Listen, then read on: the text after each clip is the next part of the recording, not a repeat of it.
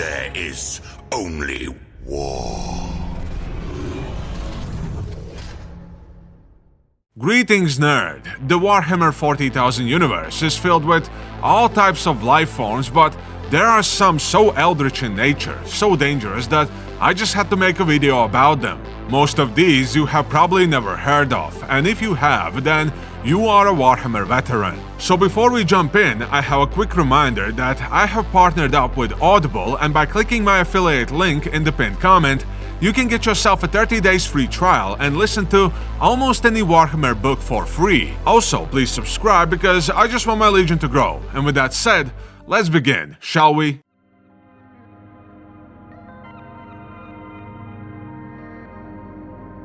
Think of a shadowy, twisted figure with limbs that bend way too far, skin stretched over a hard shell, and not one but two mouths full of jagged teeth and clicking mandibles. That's a Hrud. Their eyes look like polished black stone, and just staring at them feels wrong. They don't all look exactly the same, but they all love one thing: darkness. They are scavengers, tunneling under worlds and creeping through ruins, always hiding just out of sight.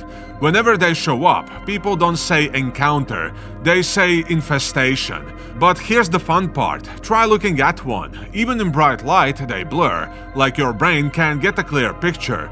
They give off this distortion field that messes with your vision, and those limbs? Imagine a human spine that can fold and bend like rubber.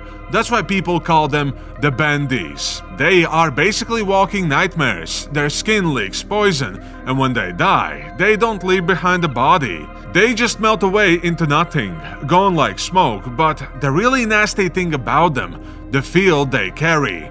It's not heat, it's not radiation, it's entropy. Everything near them starts to age faster. Metal rusts, armor crumbles, skin wrinkles, bones weaken. Imagine stasis turned inside out. They don't just kill you, they make time itself eat you alive. Ask Barabas Dantiok of the Iron Warriors. He once fought them and aged 3,000 years in what felt like seconds. 3,000. His superhuman body didn't matter. He turned into an old man on the spot. If you went up against them, you would be dust before they even got close enough to touch you. Your weapons would rot away in your hands. Whole battlefields have just wasted away in their presence. But here's the thing, you can't write them off as just mindless monsters. They are not brainless shadows crawling through tunnels. They actually have a culture. They build entire underground cities called Yunlux, usually dug near human settlements. They are scavengers, sure, but they are clever ones. They cobble together weapons and tools out of junk like it's second nature. And while the Imperium likes to paint them as vermin, the truth is they care about ancestry and kinship. They are nomadic, always moving, and when their numbers swell too much, they break apart in huge migrations called pechas. Tribes split, boarding old ships or hulks drifting in space, and set off to start again somewhere new. With them, they carry the Rak'gol, a kind of living memory of stories and knowledge that keeps their history alive. And they don't just stick to their own. Sometimes they drag other species into their society too. Humans, for example, can end up as Zanhads, somewhere between servant and pet. But that's interesting, right? How can a human live near them without crumbling into dust?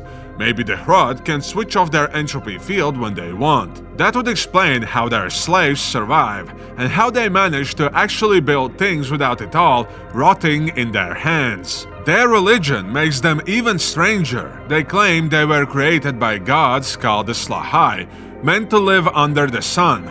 But something happened, a war with the Mirror Devils. The last god, Ka, twisted them into the shadow dwellers they are now, promising to return for a final battle before disappearing. Now people who dig into this stuff point out that Mirror Devils sound a lot like the Catan, the Star Eaters wrapped in mirror-like necrodermis, which would mean the Slaugth were either the Old Ones or Necrons, depending on who you ask. And if that's the case, then Ka, the last god, might have been one of the Old Ones. And then there are the Umbra. These things might be pieces of Ka himself. When Slaanesh tore its way into existence, Ka was shattered into countless fragments scattered across reality. Those shards became the Umbra, living shadows that whisper one word to anyone unlucky enough to hear them: linger. They can twist darkness around them, they don't seem to age, and the only thing that really hurts them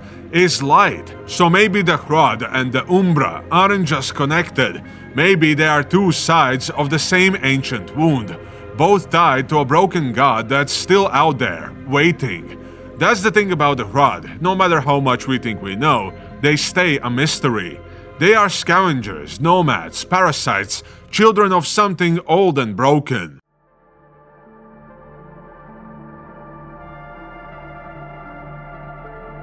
Imagine a giant, armored spider, each one taller than a man, standing on 8 limbs and swinging sword-like claws sharp enough to slice through ceramite like butter. Those are Megarachnids. Long ago, these creatures spread through 8-star systems, multiplying and killing as they went. But then they ran into the Interrex, a dark age of technology human pocket empire, and the Interrex weren't having it. By the way, if you want to learn about them, then I will leave a link to the video in the pinned comment, but after a brutal war, the Interrex wiped most of them out. Almost. Instead of finishing the job, they did something stranger. They locked the survivors away on a single planet, Urissara, cutting off every way out. Think of it as a galactic prison colony for monsters. Fast forward to the Great Crusade. The 140th Expeditionary Fleet stumbled across Urissara. The Interrex had even left a beacon warning anyone nearby. Stay away, dangerous, do not enter. Simple, right? But the Imperium? Of course they ignored it. They descended, ready to claim the world for compliance. Then silence. The fleet lost contact with their forces on the surface, except for one final transmission. A distress call from Blood Angel's Captain Kittas. His last words: "This world is murder." That's when the big guns showed up. Horus himself led forces of Lunavulves, joined by a detachment of Emperor's children and the Blood Angels relief force commanded by Sanguinius. For 6 long months, they fought in a nightmare war against the Megarachnids. Whole companies of Astartes were torn apart, their losses staggering. Eventually, they managed to break the creatures and win the war, but not without cost. And then came the awkward part. The Interrex arrived after the war was over, basically saying, "What the hell is wrong with you people? Didn't you see the sign?" Horus had to back off, halt the campaign, and pull the troops out. The war on murder wasn't just about killing aliens, it was the first step towards contact with the Interrex. But let's go back to Megarachnids themselves. They were around 3 meters tall, armored in hard, chitinous shell that blurred the line between body and weapon. Their upper limbs were like living swords, forged from some metallic substance so sharp that even picking one up was dangerous. One captain tried using a severed claw as a blade, but it was so sharp it cut straight through his own armor just by brushing against it. That's the kind of killing edge these things carried on their bodies, and they weren't all the same. The Megarachnids had subspecies, each one designed for a different nightmare role. Some were flyers, huge, black-bodied wasp-like horrors with 8 spindly legs and a hooked spike jutting from their heads. That spike could pierce any armor, and their wings carried them down on prey with terrifying speed. Others were massive builders, their bodies thick and heavy, with swollen abdomens. These ones ate up metal and scrap, breaking it down and spitting it out as raw material. Then the smaller, quicker Megarachnids would take that material and use it like a quick hardening concrete, weaving it into structures. All across Urissara, the Megarachnids built strange forests of trees. At first, they looked like feeding stations for the flying variants. But when the Astartes destroyed one, they discovered the truth. These weren't feeding posts, they were weapons. Each tree emitted powerful electromagnetic waves, throwing off communications and navigation. They created storms so violent they crippled the Imperial's war effort. The entire planet was covered in these twisted forests of metal, turning the battlefield itself into an enemy. The war on Urissara, or as Imperials called it, murder, wasn't just a fight against an alien species, it was a fight against a living nightmare.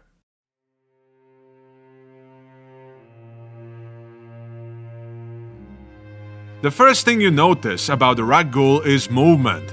Too many limbs shifting at once, bodies that shouldn't be able to twist the way they do. They have got 8 in total, and when they are not hunting, they move upright on 4, using the other 4 like arms. But the moment prey is in sight, they drop to all 8, scrambling across walls and ceilings as easily as the floor, faster than you can even track. They are big too, standing over most humans at about 2.6 meters tall, 8.5 feet for my American friends, and weighing in at 175 kilos or around 380 pounds.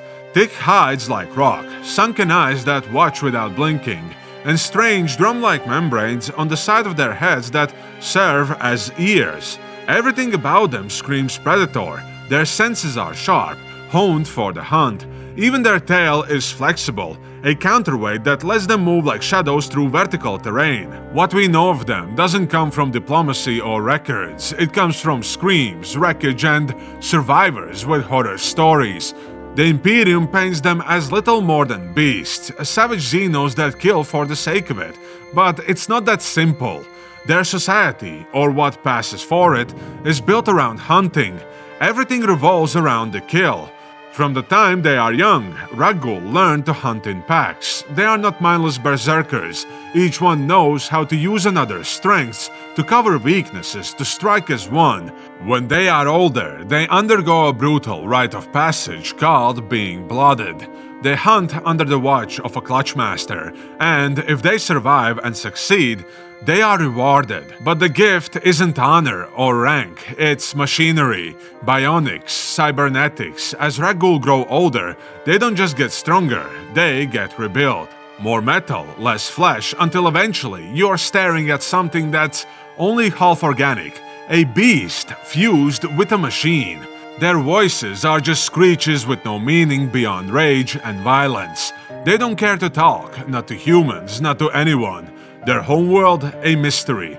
All we know is they come from somewhere out there, beyond the edge of known space, lurking in the dark. But here's the strange part, they are not always raging monsters.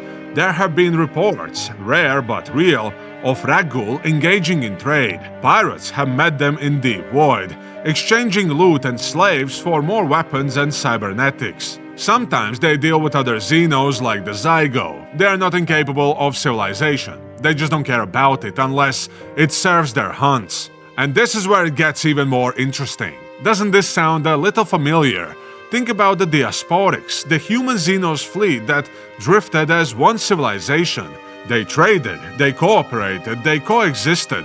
The xenos within Diasporics were described as having very similar look to Rak'gol. Maybe not all Rak'gol are bloodthirsty nightmares. Maybe some of them are capable of restraint, of alliance. Or maybe that's just wishful thinking, because every story we have got, the massacres, the shredded colonies, the blood in the void, tell us one thing loud and clear. If you see a Rak'gol, you are the prey.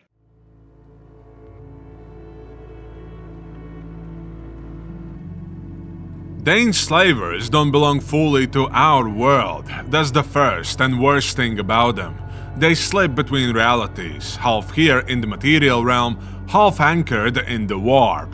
Watching one feels wrong, like your eyes are trying to focus on something that isn't quite present. They stand around 2 meters tall, 6.5 feet, barrel-shaped bodies wrapped in leathery skin, topped with a strange sensory organ. From their lower half hangs clusters of tentacles, twisting constantly, used for both movement and perception. They don't walk and they don't fly, they float, silent, drifting, faster than you would expect, as if they are carried by some unseen current. Enslvers are drawn to psychers the way sharks are drawn to blood in water. An unprotected human psyker lights up the warp like a beacon, and once an Enslver locks on, there's no hiding. They move in groups, and once they are close enough, they dominate minds.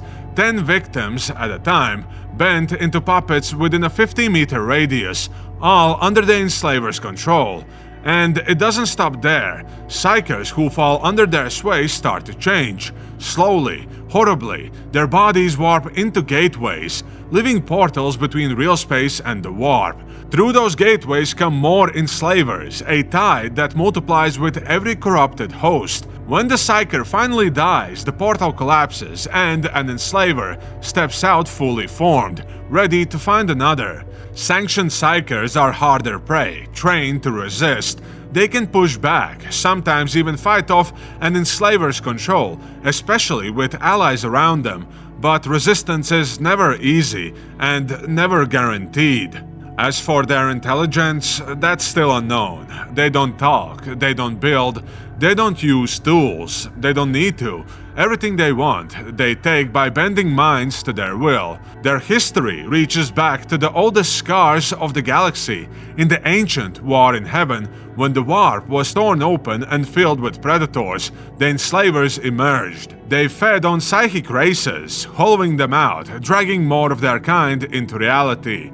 Civilizations crumbled in their wake, entire empires brought low, until the psychic storms finally eased and the tide of Enslvers faded. But they never really went away. Across the galaxy they are remembered by many names. Krell, Sirens, Enslvers, always whispers of the same nightmare. The Ordo XENOS and the Ordo Melius both claim interest in them. Are they aliens, demons, or something in between? Inquisitors have burned infestations out of systems like Scintilla and suspected them in the shadowy patterns of the Jericho Reach. And just when the Imperium thought they might be gone for good, they resurfaced. Not in some forgotten backwater, but striking at the Black Legion itself. Enslvers swarmed one of the Arcs of Omen, doing damage even Chaos wasn't ready for. Proof they are not extinct, proof they are still out there. One unguarded mind, one mistake and they will slip through. And once they are here, they don't just kill you, they take you.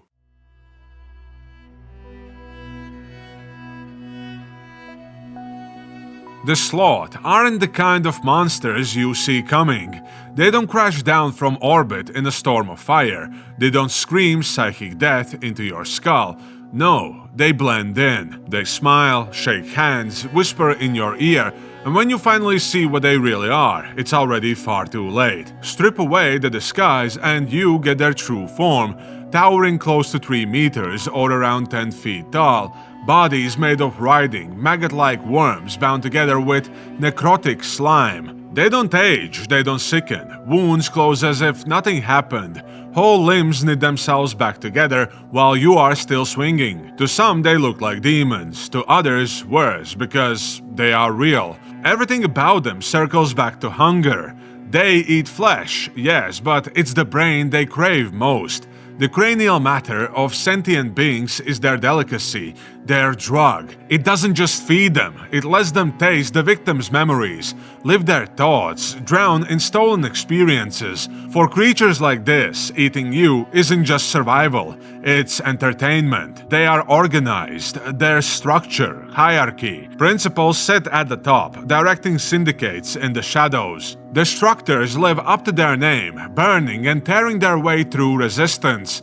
Intendants handle operations on the ground, leading infiltrations and manipulations. Some even whispered that during the Rangdan genocides, Slaugth were seen feeding on the dead, scavenging battlefields. If that's true, maybe they weren't just opportunists, maybe they were the Rangdan all along, biding their time in another skin. They have been around a long while. Imperial records in the Calixis sector track them back to the Age of Strife, always operating at the edge of space, always circling human prey. Their preference is clear, humanity above all. They don't strike openly, not yet. Instead, they infiltrate, using human agents, twisting ambition and greed into tools. Planets collapse into chaos without warning, entire populations vanish, and the trail of corpses always leads back to Slaught's hands. And while the wider Imperium calls them myth, the Inquisition knows better. They have seen the syndicates, the infiltrations, the destabilization of worlds. They know about the Armentine Syndicate already in Slaught's hands. But even the Inquisition can't see the full picture. The Slaugth aren't unified. Factions exist, splinter groups like Intendant Recusant working towards goals no one else understands. Imagine a predator this powerful, this ancient, this advanced, and it can't even agree with itself. Direct encounters are rare but unforgettable. The Storm Wardens fought them on Vigil, brutal close-quarter battles against riding masses of flesh and bone. The chapter won, but only through sacrifice, and they have never stopped watching. Even now, they maintain their watch in the Rangdan war zones, waiting for the resurgence the Imperium insists will never come. What makes the Slaugth worse is that they aren't just parasites, they are builders, innovators.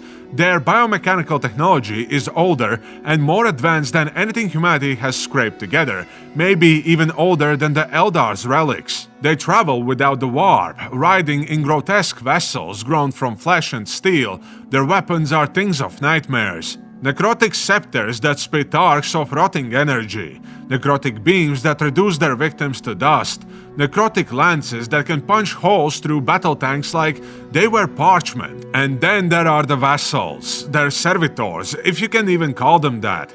Twisted columns of meat, threaded with metal veins, dotted with sensory growth. Harvesters, the size of tanks, battling tumors of living flesh that rip out brains and store them like trophies. Warrior vassals, spider-limbed abominations with tendrils hardened into bone blades, and beam weapons that turn whole squads to ash. Their warships are just as foul. Massive, living constructs capable of mauling even a Gloriana-class battleship. They wear their disguises well. Shroud cloaks bend light and perception, letting them walk among humans as misshapen, hooded figures. Shroud armor takes it further, warping awareness so that no one sees them clearly, even up close. How many of them are walking through Imperial hives right now, hiding in plain sight? So here's the thought that keeps scratching at the back of my mind. If they are this ancient, this advanced, this patient, if they can infiltrate humanity, topple worlds, and devour minds while staying hidden for millennia,